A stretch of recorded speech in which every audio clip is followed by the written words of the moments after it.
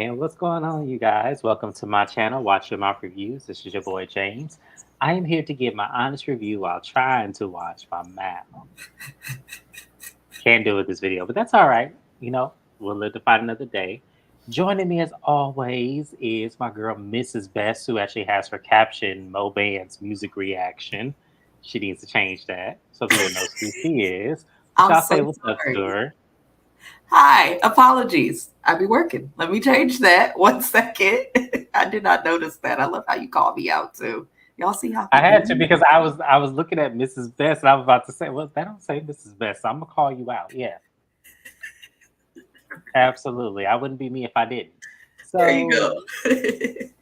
So so to give an explanation, you guys, we're going to change things up a little bit. So after this live, we'll do Married to Medicine and then go over to Mrs. Best channel. We're gonna recap both Basketball Wives episodes from LA and Orlando. And then tomorrow we'll be picking up with Real Housewives of Beverly Hills. And I will be doing Bell Collective. I will be also doing Real Housewives of Potomac and also House of Villains on Thursdays. I couldn't get it to yesterday because it was a struggle for me getting home due to the storm. So I do apologize, you guys, of not having those videos, but they'll be out this week. And then next week, we will be on vacation. I know that I have an episode of Bell Collective, but I think that's all that I have next week. So I may recap that on my own while Mrs. Best is on vacation. We're going to leave her some time because y'all, she work hard on these YouTube streets. She does. But that's just to give you guys an update of where we are so far with it. So let's get into this. I guess it was a filler episode for Real House of Salt Lake City. Not much happened, but it was an interesting episode to say the least. At least a couple of parts for me. So this episode actually opens up with actually Lisa driving up to Whitney's house so they can have a conversation. And Whitney is exhausted. She's still in her pajamas, but she meets up with Lisa on camera. And Whitney confronts her about what happened at her event between her and Monica. And was it just me, or was it more so Lisa deflected the entire time? And That's what it was Lisa does. That's what she does. I honestly am confused on what she really is mad at. So when we go through the last scene of this episode, maybe it may come to me, but I'm confused on what she's mad at when it comes to this whole Monica and Angie K situation. It doesn't make sense. So Lisa pretty much tells Whitney, you know, what did I say? Because, mind you guys, last episode, they were pretty loud during the sound bowl effect. They were pretty loud. And so Lisa kept badgering Whitney, what did I say? What did I say? And it was all like, really, Lisa, we really gonna play these games? We really gonna do this right now? It was so obnoxious. And the fact is, well, she goes, all I heard was stop. Whitney goes, all I heard was stop talking to me. And she goes, yeah, I wanted Monica to stop talking to me. And we were like, Lisa, that's what you said. So quit acting like you didn't say anything when you did, in fact, was loud and said, Monica, stop talking to me. Was I crazy in that scene, or did she really just try to see if Whitney caught what she said so she could tell Whitney she's lying? Karen. There you guys have it. That's all. Like, we could go around it. I know that the people come here for like big opinions, but like the people here also watch this show. And Lisa, listen, I know we all have our faults. I used to think Lisa just behaved the way she behaves because it's the Housewives, and some of them are a little more animated for the camera, but then at the same time you can understand when someone's doing shit for camera and when it really just might be how they are. I think that when Lisa is proven to be wrong, she can't accept it. She cannot accept not being right or making a mistake. And whenever this happens, she will go around and around and try and manipulate the words for the person to be on her side. But in this case, they had a stupid fight, and the fight even escalated primarily because Lisa can't take any the part in it, no accountability. So I think Lisa's just Lisa. And I don't know why Whitney tried.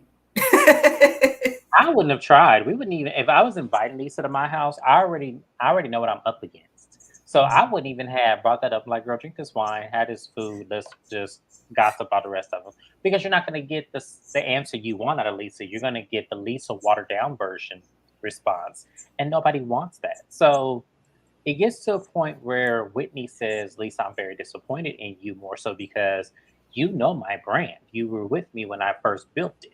So I'm more disappointed that you would come to my event and do that. And Lisa's standpoint was, well, I'm just upset because Angie K didn't tell me anything about her and Monica, and it doesn't make sense.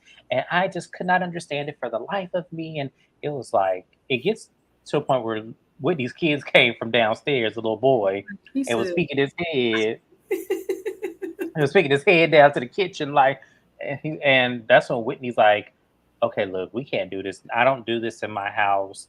Justin's out of town. My kids are upstairs watching a movie. I can't do this in front of my kids. mm, And to some extent, I get where Whitney is coming from because this is an obnoxious conversation. So I yeah. totally understand where she's coming from. But at the same time, this is where you tell your kids, look, adults don't always get along. And you settle grown folks' conversations in business and continue to watch upstairs. No, mama all right down here. That's all you have to do because that's what my mom would have did. Mama all right down here. Listen, So that's that's some people, I won't say which people. I know some people like to, say, people of color, they don't play that, but I've seen some people of color, where we grew up and went to school, James, and some of them people of color of race, they don't listen. But listen, with some parents you could get away with it, with some you cannot. And I was looking at Whitney like, I wouldn't have even came downstairs as a kid. I told her, get your narrow behind ass back upstairs. right. Like Because what are I was you waiting for worried that. about this for? And she's just like, everything's okay. And Lisa, sorry, Brooks. And like it was like, see, them households is way different than how I grew up. My mama be They're like, a Brooks, hot get your ass mess. upstairs. Like my mama would have said, you gonna get your ass up them damn stairs. And wait till I call you down here. But see, but that's just the difference. But anyways, moving on, y'all. That was it. It was Lisa not taking accountability and mess up. She did apologize, but that didn't go no further than the ceiling. So hey, it is what it is. The next scene was a wasted scene of Angie K brushing her dog. Bravo in that call center. Come Why? on, let them know. Why? Tell What me the why. fuck was that supposed to do? What was that supposed to do? We don't like Angie K. Well, no, we don't dislike her, but I'm in the middle with her. she's not interesting enough. I think everyone can Yeah. agree she is not interesting enough for us to care about her brushing her dog. I will say, as someone who managed a pet store, worked in grooming, all of that, if you have that type of a dog, really any poodle breed, you should be brushing them every day. It prevents mats. So shout out to her for good, I guess being a good We pet parent. didn't need to see it, But I Bravo. didn't That's need all to we're see saying. that. Yeah, we didn't need to see that. Thank you. Thank you for wasting 26 seconds of our life. Anyways, moving on. Heather is going to event space. She's given an event to read a chapter out of her book for the entire world to see and also the people who are close to her. She wants it to be an intimate event. She has done book readings and also a book tour for this book already, but she has gotten some bad feedback from some of the ladies. So she kind of wants to relaunch this thing and invite some of them just to see that all of her book is not the gossip that it is. It's actually a very touching book. So at the time of that, I forgot to mention, she also called Lisa to be the MC of this event as well. I forgot to mention that in the whole Whitney and Lisa scene, but that's what Heather did. So, she agreed, Lisa agreed to do it, and that's what happened. So, moving forward from there, I'm gonna skip ahead just a little bit, just because there was a couple of other pointless scenes in this. Meredith and Seth's scene was pointless. But what I will say about that scene, just because I actually did appreciate, because a lot of men do not do this, and they should. Meredith has a podcast called Hanging On by a Thread with her and her husband Seth. And they talked about their marriage. They talked about, having a post nup, because in the state of Utah, they favor the men, which is a very real thing. I've actually heard a story where a woman lost full custody of all four of her children with a husband who made more money than she did because she didn't work. So I actually know of actually a couple who went through this. But Meredith didn't want her children to be taken away from her when things got bad between her and Seth, where they actually were trying to contemplate divorcing. So they have a post up to have the agreement that she would have full custody of the kids. And Seth agreed to it because he said that he was not a present father. All he knew to do was to go home, go to work and provide. And that's what a lot of men do. I understood that a lot of men in this world think that that's all they're required to do and not provide emotional stability to their kids. And when you look at their dynamic, it really sets foot of why there's a son who is gay took so long for him to come out. And that's what makes me feel like that's really what that happened because I feel like there was not a safe space for him to do that. And that's because his father was closed off and he needed that approval from him.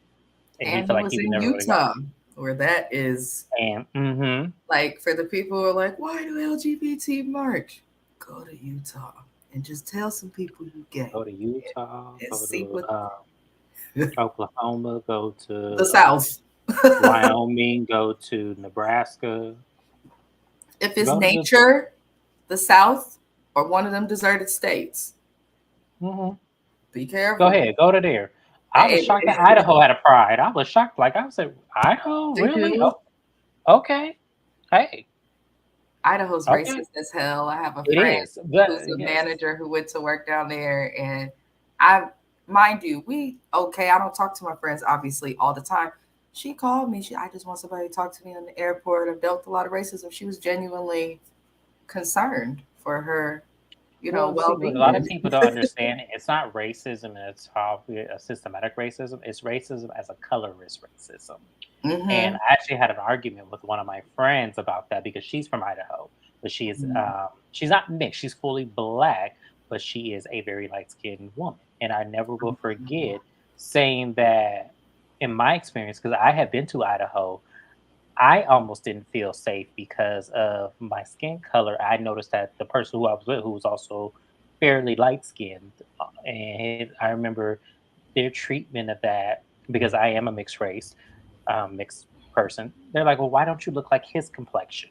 And I'll never forget that question. And I remember thinking to myself, "Okay, so it's racism as colorism. It's not racism as the systematic racism that you read in textbooks."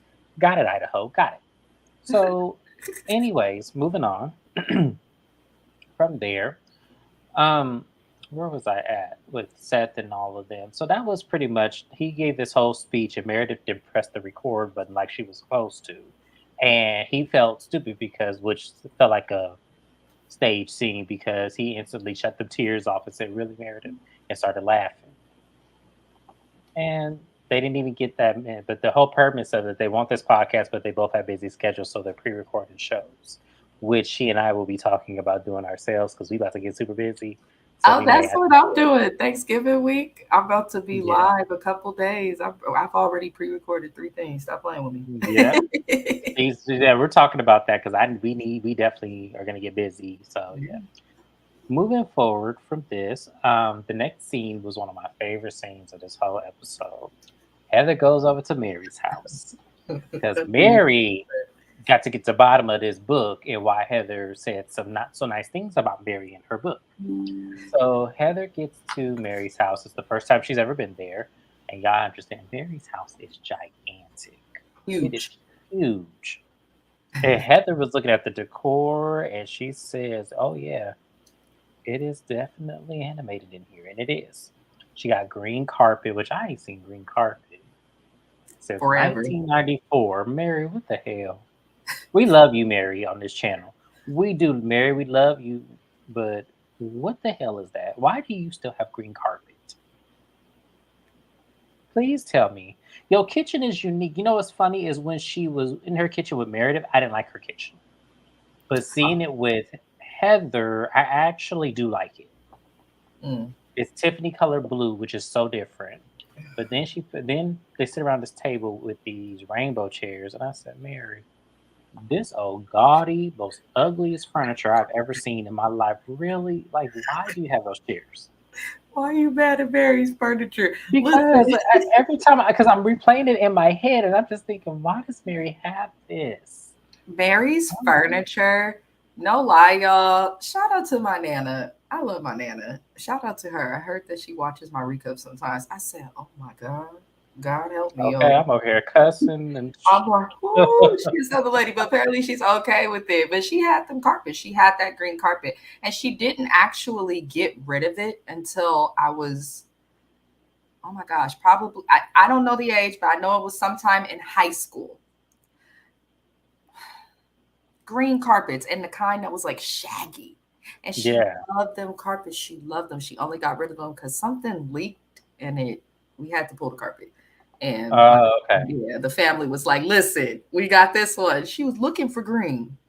I said, Nana, they don't make green carpet no more. The hell? I love my grandma, but We Mary love the reminds me of grandparents, her. y'all. Yes, because it is stuck in that time. But they sit at the table, and Mary gets right to the point. Heather, your book.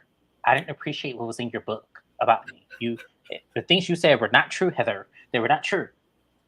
And Heather was like, no, they were true. They were absolutely true. The things that I said about you. So Heather, in her confessional, read exactly what she said about Mary, and it wasn't bad because when you depict what happened in season one and season two, it was exactly what it was. So I think what it was, Mary was so worried about her image that she didn't want to look nasty, and especially because of what happened to her. I think that that's where Mary was coming from. But Mary has a hard time when she wants to be like authentic in the moment. She has a hard time really taking the accountability that she needs to take when she has done harm to people.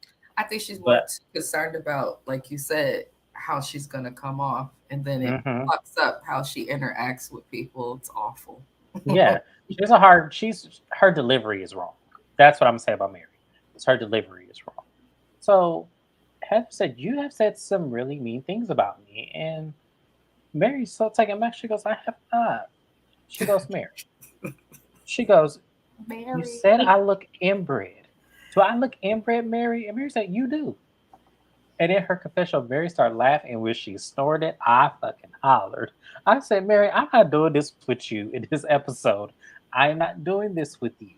She had a whole key to herself She in her did. confessional. I was like, "Ooh." I said, Mary, come on now. What I We're will not say is doing she this. does seem more. If you watch Mary season 1 and 2 to now, you could tell she's like more relaxed. I know people probably don't understand that because she's still a lot, but the fact that she's even like showing up to events, like entertaining, she's been nice to Heather and Monica. Like she's been nice to more than one person at a time. She even tried to give a little girl another shot. And I'm just looking at Mary like, if you're gonna come back on the show, like while she has missed a lot when she is on TV, it's worth it. I love It that is worth it. It lady. is worth it, but at the same time, this scene was everything. It just was. It was everything. When Heather said, "Do I look inbred?" Mary said, "You do." Hmm. She said, And then yes. she said, she goes, "Well, I mean, does that hurt your feelings?" And when she said, I said, "Mary, come on now. That is not something you say to somebody. You just Like, it's don't. just You not. just You don't. don't You say don't. that, even though I understood, because Heather has a strong face.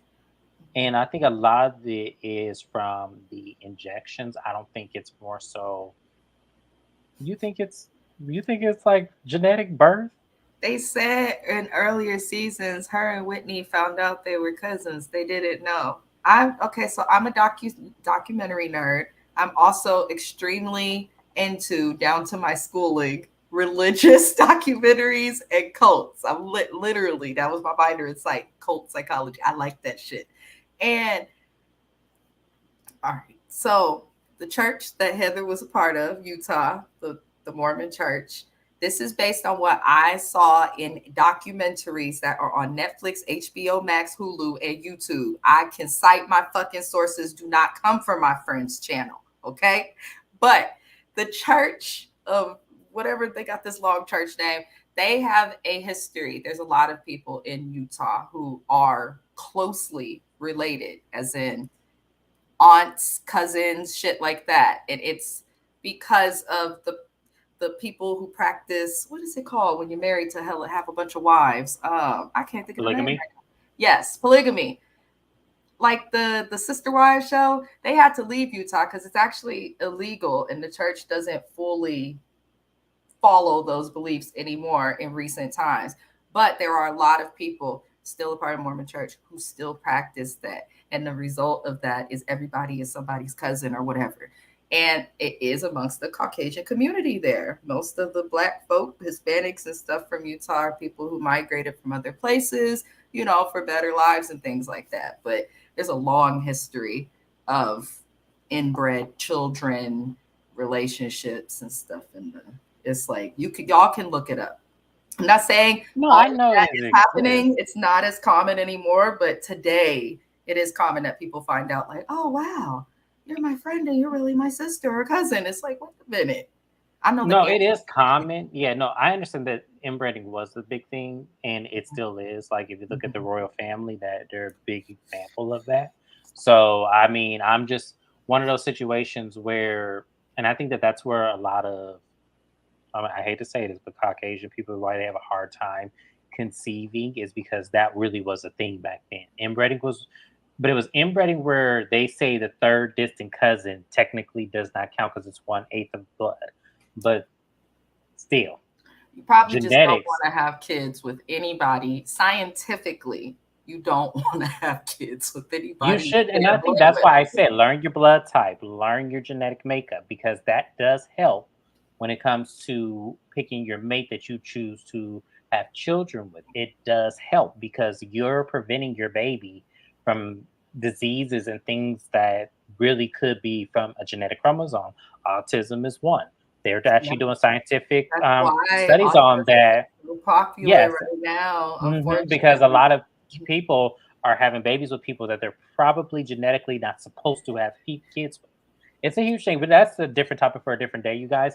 But it is something that is being scientifically proven today. Mhm. They're still doing a lot of research on it. So, Be careful who you sleep um, with. Run that yeah, background exactly, check. Run it. exactly. No, say you know what? Hey, let's go get our. When you go get the 23 and blood test Me, and AIDS. Yeah. Ancestry, your local Mm-hmm. doctor. 'Cause I did Mm-hmm. that. I went to my doctor because me and my husband were trying to have a baby years ago before I went to school, and it was a big deal finding out our blood types before they would take it a step further. They wanted to know the blood types, and thank God we have completely different. I have a rare blood type, Yes. but we have completely different types. I said I don't need to be giving birth to my nephew cousin. I ain't got time. He's so I crazy. I can't. Okay. But that was the scene between my Mary and Heather. So now we get to Monica. Talk about a turn in events. Because I don't get me wrong, I still love Monica, y'all. I do. But Monica disappointed me. Monica disappointed me because I felt like you fell right into the manipulation. Mhm, mhm. You did. You fell right back into that manipulation again, and you're repeating the cycle. Even though you wanted to look on this camera like this was a bad and bold move that you made your mama walk home and everything, you still fell right into that manipulation. So let's explain the scene, and then me and Mrs. Best are going to give our opinions on this because me and her both were rolling our eyes at this scene. So Monica's in the living room getting her kids. I think the oldest one is about to go to prom, and I think she's asking someone to prom. I wasn't really. I looked at the poster, but I really didn't focus on it too much. But that's what they're blowing the balloons, and then here come the mama driving in Monica's car, pulling up in the driveway, That and pissed me off. that did too. That pissed me off as well. That pissed me off as well. So Monica said, "Hey, you guys, I'm gonna go outside, lock the door behind me. She's not coming in here." So she walks up to the car. The mama just is chipper. I come bearing gifts. And I said, no, you didn't. No, you didn't. Now, guys, I'm going to go off camera for a minute because I know I'm frozen. So I'm going to go off camera for a little I can bit. see you, but you good. You can see me, but it's No delayed one on else the. can. Oh, Well, no, you can see me, but it's delayed. So I'm going to go off camera for just a little bit. I'll come back. bye, James. But, anyways, going back to what I was saying. She goes, I come bearing gift. And like Monica said, this is not a gift. And so the mom proposes that, they should go to therapy and try to break the cycle and everything. And Monica's standpoint was all like, therapy's not going to work because for you to go to therapy, you have to be completely open and honest and tell them the hardcore truth. And Monica is absolutely right. Mhm. I hate when people say therapy doesn't work because what happens with therapy for a lot of y'all that say it doesn't work is that you're only telling the therapist the surface things about you. You're not telling them the hardcore truth, which is why the therapists that I've had over the years, they didn't even have to ask me. They just got down to the nitty gritty and knew how to get that up out of me. Mm. So if that was Monica's experience, y'all were going to the wrong therapist, or your mama lied in them sessions. It was one of the two. I second that, and I am training to become a therapist. I've done half of the work. It's literally based on the person. You can't follow the same model or perspective of theory with every person. Every individual is unique. If you want therapy to work, you have to commit to therapy the way y'all be committing to have babies by these men y'all don't know. It's just the way that it needs to be, or these men be committing to do things without condoms. However you want to do it. Therapy is based on you. It's what you put into it is what you will get out. It's that simple. I love that you know that, James. I Oh, love absolutely. I've been in therapy 17 years. I continue to go because it is the best thing that you can do to not only mend the things of your own wounds, but to create healthier habits because you're never going to be 100% healed. It's absolutely impossible. But you can be better about the situations that taunt you. That's what I've mm-hmm. learned. So moving on from there, Monica walks away and tells her mom she can walk home. And the mom's like, well, can the daughter drive me? She goes, no, you can walk. You'll be all right. Now, there's two things wrong with this scene. Mm. One, first off, you couldn't have brought that car back to me because I'd have told you, oh no, this is your problem now. This is your problem because you're not going to hold this over me when you get mad at me because you know that's what she's going to do. Whenever she gets mad at Monica, she go say, run that car back over here or I'm going to report it stolen. The fact that you would risk your daughter's life like that and put her in jail, that would be the main reason why I would have never took that car back in the first place. Yep. The second thing is I don't think Monica is really telling her mother the core of how she really feels. I really feel like she's trying to spare some of her mom's feelings because I got to watching that episode with her at that dinner, the last episode, and I said, "There's more that happened that Monica's not being 100% honest about." And she doesn't owe that. She doesn't owe that to us, you guys. She doesn't. I feel like what she gave us was enough. But the problem that the mom thinks that she could just bring that car back like that and think that going to therapy is going to help, it means that something more has happened. Because why jeopardize Listen, my. that Mhm. lady don't give a damn about going to therapy. I think that when you are on camera, and we have to remember that Monica and her mom are new to being on camera. When people are new to reality TV and all of the limelight, the spotlight, they are extremely hyper aware of how things could look. They're going to think about things more. I feel like that lady probably sat and thought. People like Monica's mom, who are manipulative and concerned about the public and things like that, they're going to try and make themselves look good. Like, okay, well, if I fucked up, I can look like I have accountability now. And it's like, it's just too little too late. That lady is just a stain we need to wash out. She's Oh, yeah, it's way too late for me. Because I'm telling you, there's nothing that lady can do. Absolutely not. She has no redeeming qualities on this channel. I am sorry, no redeeming qualities. And as I said, Monica, you was a fool. She would have had that car, and I would have went and got me a Honda Odyssey or a Dodge Caravan and called it a day. And I would pull up right on them ladies and be like, "Yeah, I'm in my Honda Odyssey. What's up?" But I could tell Monica not really with the shit like that because she does care about what these ladies think, and I wouldn't give a fuck. I gotta stack my money up just like the rest of y'all, and oh well, I gotta start over. Oh well. But Monica, as I said, Monica not really about that. So moving on. But that scene pissed me off, It made me it scaled a couple points for Monica. I know y'all want to say, "Oh well, she got her car back and everything." I said, "No, she got something else to be held over her head because all it takes is for Monica to make that mama mad one time, and then the cycle returns." Monica needs to listen. I like Monica as a housewife because I feel like she be holding these bitches accountable. And these Salt Lake City housewives, the show was kind of dry for me, even with Jen Shaw, because when you have just one person going in and the rest of them are, it didn't work. But I feel like she fits in better. But Monica, listen, you're a big girl. There's millions of Americans with fucked up credit. I'm one of them. And you can buy a car. There's Car Hop, Drive Time, Car Max. Your regular dealerships have in-house finances sometimes. There's still buy here, go buy here today, here, gone tomorrow, car dealership. There's so many places that she can get a car. I'm gonna say it like this. I'm from East Oakland. If motherfuckers on 89th and Birch and 90th and Plymouth can figure the fuck out how to come up with a G-Wagon, okay? Then I'm pretty sure Monica can figure it out too. Yeah, you guys might be like, oh, they're doing this for the money. Monica's issue is not money. Her issue is credit. And to me, that's not an excuse. There's so many places that serve or work with people with bad credit. Usually they just want a higher down payment or unfortunately higher APRs, interest rates, all that type of shit. But Monica needs to get her own car, is why I say that. She needs to be a big fucking girl and get her own car. Because ain't no way in hell I'm going to allow, like James said, myself to be in a car that somebody's threatening to report as stolen. Or I would do like Monica and I would be smart and go to court or something and subpoena Bravo for them tapes as proof that this lady does this and that they're both sharing the car. Like there's things that she can do to protect herself from her mom or to get out or from up under her mom. And she's not doing that. Her mom's not going to change. You can't teach an old dog new tricks. That's what I see on TV. I think the lady is probably more concerned with being on TV than Monica, who actually wants to be on the show. But yeah, I can't stand her motherfucking mama. I'm so I'm sorry, but I don't like that lady. Apologies.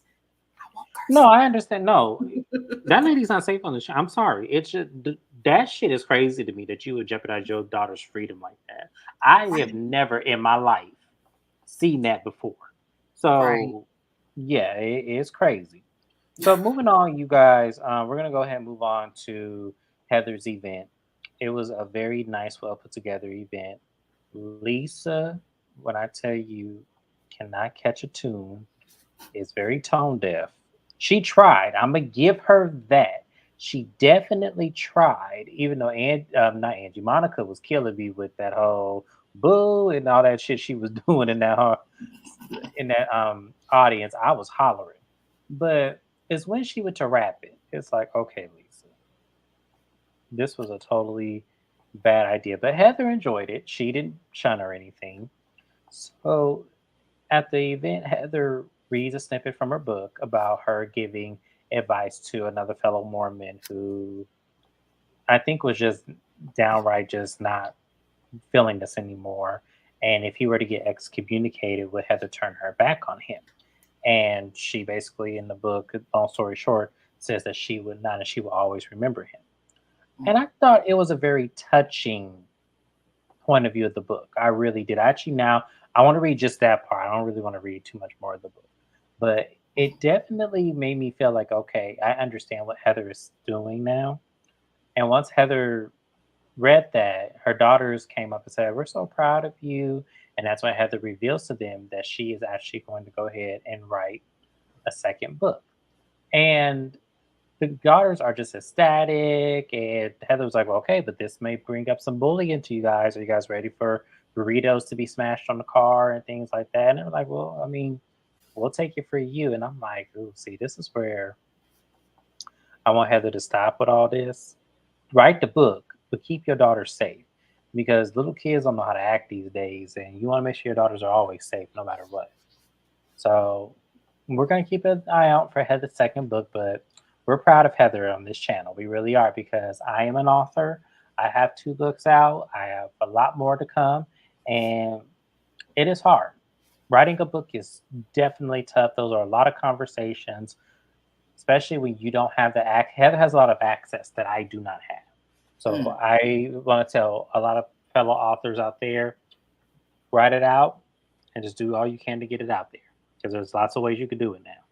But moving on to the last scene of this whole series of episode 10 was this meeting with Angie K and Lisa. Now, I reviewed a show called House of Villains. And on that show, I said that a couple of those characters play the ultimate mind fuck of them all, and then people fall for it every time. I would like to put out there that Angie K is a victim of a complete mind fuck that was caused by Lisa Barlow. And I don't know if Angie saw it coming. I don't know if Angie was just puzzled because Lisa talked around in 37 circles. Angie K couldn't keep up. Angie K couldn't speak. And Angie K incriminated herself to make her seem like she was the person that was wrong. I want to know how the fuck Lisa did that. Lisa has to be trained in some type of media of attention because I have never seen a person walk into a situation where she was the victim and then walked out of the situation being the villain. It took 37 circles for that to happen. And I am shocked. So let's tell the story now. Because I just wanted to get that out because I was just flabbergasted. So Angie K meets up with Lisa to talk about what happened at the event with her and Monica. Now, what she didn't tell Lisa is that her and Monica met up and they pretty much, discussed what happened on Easter. And, and they made amends from that. Now, what Angie K says, I'm not her friend again, but I can be cordial with her. And Lisa's standpoint, well, Monica, that's not what you told me. And I'm over here going to bat for you because of what she said about your husband and this and this and that. And you are a bad friend because you could have told me all of this. That way it wouldn't make it seem like I'm just attacking this girl for nothing. That's pretty much what she didn't say those words, but that's pretty much what she was alluding to.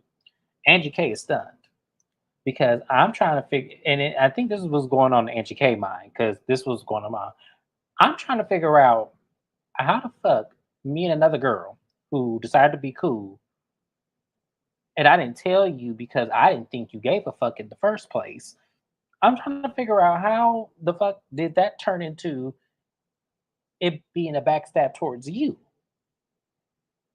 And see, and Angie K didn't say none of that because I would have said that. How the fuck did you get involved in this?